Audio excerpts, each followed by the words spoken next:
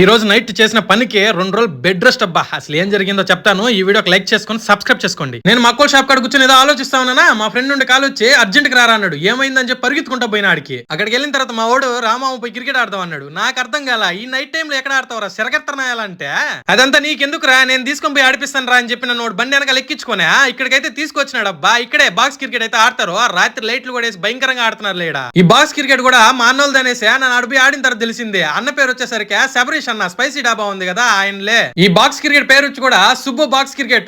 ఇది వచ్చి మన ఎస్టీకి నగర్ నుండి హైవేకి వెళ్తాం కదా, అక్కడనే ఉంటది అబ్బా ఇదే. ఆడికి పోయేసే 2 మ్యాచ్లు అయితే ఆడినాము, భయంకరంగా ఆడినాంలే. ఫస్ట్ దిగినాను, నేనైతే అవుటే గాల 2 మ్యాచ్లు బాగానే కొట్టాను. స్కోర్ ఏమో ఇదేంట్రా ఈడు బ్యాటింగ్ భయంకరంగా ఆడాడు, సింపేశాడు అని చెప్పాడు. ఇక్కడే ఉంటే బాల్ వదిలేస్తున్నారని చూస్తున్నారు కదా. మా కెమెరామెన్ ఫస్ట్ దేవుడికి వదిలిన బాల్ మాత్రమే తీసినాడు, మిగతా బాల్ తీయలేదు. ఇక్కడ చూసినారంటే ఏ విధంగా చౌండ్లు పోసినా చూసినారు కదా.